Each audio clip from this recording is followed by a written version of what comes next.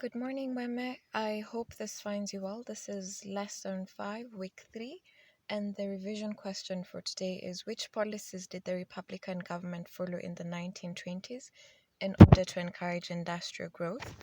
So, Republican policies it was a third factor behind the boom between 1920 to 1932. Uh, During that time, all the US presidents were Republicans, and the Republicans also dominated the Congress, which is the US Parliament. And the beliefs that contributed to the boom are the laissez-faire attitude, import tariffs, low taxes, as well as development of trust. So the attitude, the Republicans believed that the government should interfere as little as possible in the everyday lives of the people. And the job of the government, according to their view, was to leave the businessman alone to do his job, as this was where prosperity came from. And in terms of the import tariffs, the Republicans believed that tariffs on foreign imported goods made imports expensive, thus protecting the US industries. And these tariffs protected businesses against foreign competition, allowing American companies to expand. And the Forney-Macumba tariff, for instance, made imported food expensive, and this tariff was actually introduced in 1922 by Harding. And in terms of the low taxes, Republicans kept taxes low. Thus, if people had more money, they would spend it on purchasing American goods. So this benefited both the working class and the wealthy. And the wealthy would reinvest their money in their industries as they had enough to do so. And in terms of development of trust, these were huge super corporations which dominated the industry. Woodrow Wilson and the Democrats had fought hard against trust, for it was unhealthy for men such as Carnegie, who was in steel, and Rockefeller, who was in oil, to have almost complete control of one vital sector of industry. But the Republicans allowed the trust to do what they wanted. They believed that captains of trust knew better. That is what was good for the USA rather than the politicians. And then American lives in the boom years. We see that those with money or good jobs prospered from the economic boom, and there was mass production of goods, which meant that cars, fridges, vacuum cleaners, washing machines, telephones, and radios were within reach of those who would be able to buy them. And the cost of living was also falling due to cheaper food, and rising wages. However, many groups did not share in the prosperity because of, one, lack of employment for the immigrants and discrimination, and two, there was also low wages or discrimination. And the third reason is that many Black Americans worked as sharecroppers, but with the slump in agriculture, most of them were laid off.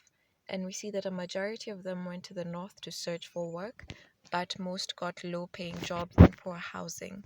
And the middle and upper classes prospered, and 20% owned a car by 1929. And we also see that many farmers also went out of business during this time. So we'll also look at reasons why development of the assembly line production was important for the growth of the economy. So Henry Ford's moving assembly line revolutionized car production, and by 1927, a model was coming off the line every 10 seconds. This created thousands of well-paying jobs directly, and it also kept other workers in other industries in employment. This would include glass, steel, leather, and rubber, as they were all needed to build the new vehicles. And we also see that people's living standards also improved, and this stimulated growth in the oil industry and in road building. Road construction was also the biggest single employer in the 1920s, and there was one car to every 5 people in the USA, which enabled people to buy houses in the suburbs, which further boosted house building. So this also stimulated growth of hundreds of other smaller businesses, such as hot dog stands, advertising billboards, petrol stations, and holiday resorts. So right after that, you'll see an image. This is from Ford's production line in 1913, and we see vehicles We'll see vehicles on the assembly line production. You can just take a look at that. Okay, so we'll move on to the Great Depression, and we'll just take a look at the images that are there. We'll see that the first thing that happened was the Wall Street crash, which led to the banking crisis, and this also led to business failures. And due to business failings, we see that there were wage cuts and unemployment, and this also led to reduced spending. You can just take a look and see that. Then we'll move on to the next image, where we have a man who's lost all of his savings due to the bank failures. And then the next image is someone attempting to make money following the Wall Street crash, selling his vehicles at $100.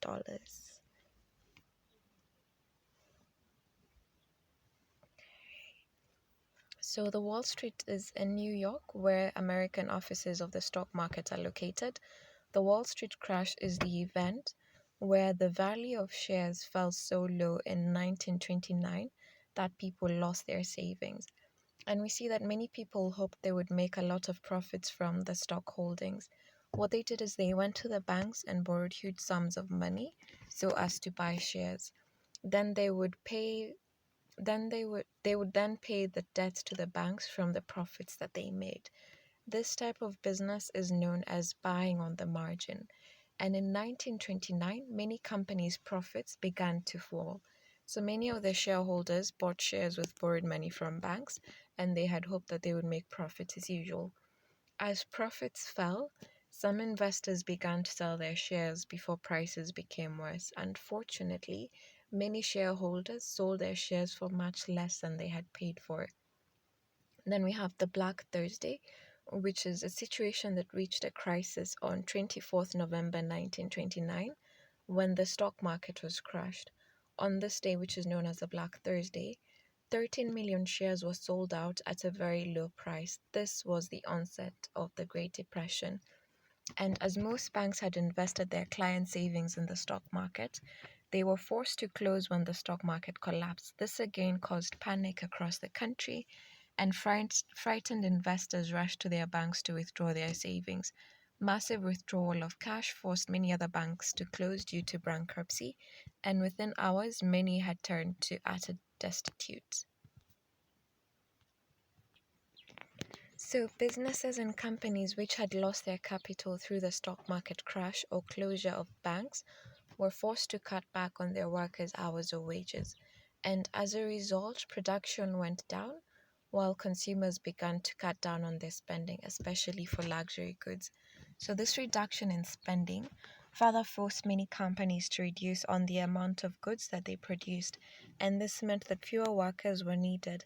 And in turn, thousands of workers were laid off, and most companies ended up simply closing down, and subsequently many millions were left jobless. By 1933, 14 million Americans were jobless, and more than 4,000 banks had closed, and about 20 companies went bankrupt. It is not surprising that some people were so ruined that they opted to commit suicide. So we'll move on to causes of the Great Depression, one of which was overproduction, the second was wild speculation, the third was uneven distribution of income, the fourth was fall of exports, the fifth is high level economic interdependence, and the sixth is weak banking system. So we'll start with overproduction. We see that American industrial production and farm production was encouraged by high profits during the period of prosperity. Agriculture was mechanized so as to improve output, and industries and farms ended up producing too many goods for domestic and foreign consumption in the hope that trade would continue to expand. After the war, however, overseas demand for food and manufactured items dropped, and the effect was this was that one, price of goods fell because the supply of goods had become greater than the demand, and by the end of the 1920s, unsold stocks of goods were piling up. And two, we also see that manufacturers reduced production, and due to less demand for labor, many workers were laid off. So few people could buy manufactured good, and some companies ended up having to close. So we'll move on to wild speculation. So speculation is a form of gambling that takes advantage of the market situation.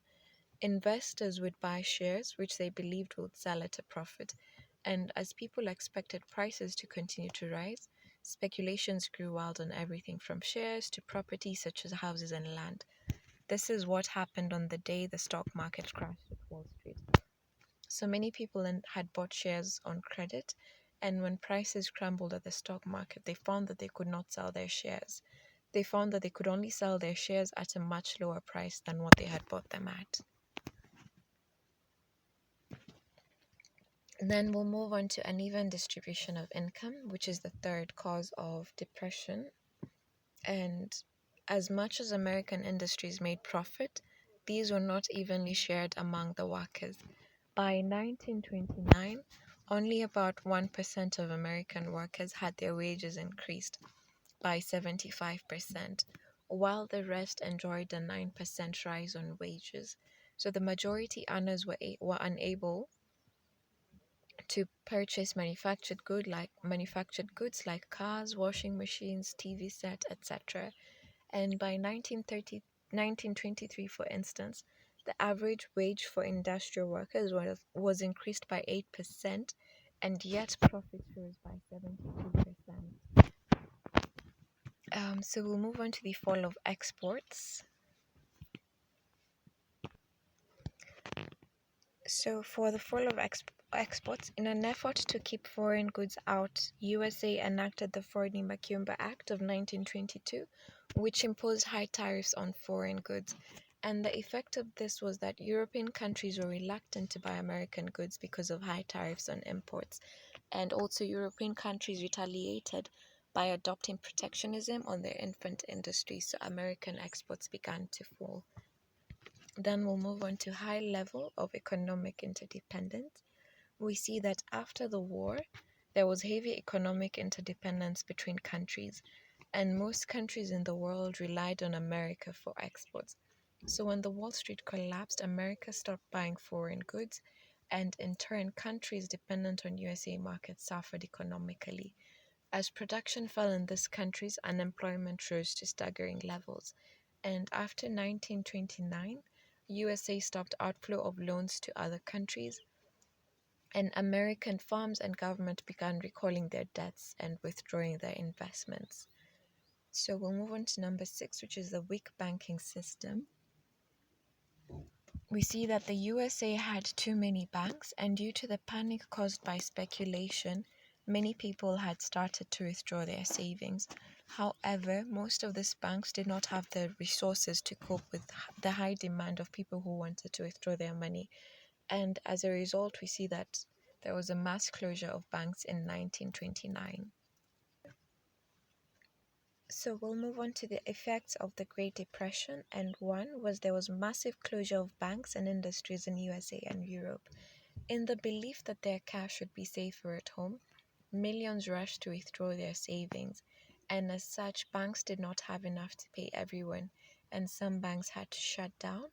And two, people became jobless and living standards greatly went down as companies closed. We see that this placed on the scene bread lines, charity soup kitchens, and tenants actually ended up being evicted from houses. So we find that people who were either homeless or unable to afford meals ended up queuing for free charitable food in canteens and in soup kitchens. And the third effect of the Great Depression is that inflation was high and those on wages and pensions failed to cope with the situation and they were reduced to poverty. Many people needed more money to buy simple items like a box of matches. And the fourth effect of the Great Depression is that when the crash occurred, loans to Germany were stopped and Americans recalled their short-term loans. So this brought untold miseries to European countries that had been loaned money, and most especially to Germany. And the fifth effect of the Great Depression is that it led to other political problems like fascism in Italy and Nazi in Germany. And the fifth effect of the Great Depression is that the Nazis took this economic slump as campaign material and told Germans that they would reverse the chaos. That is it for today.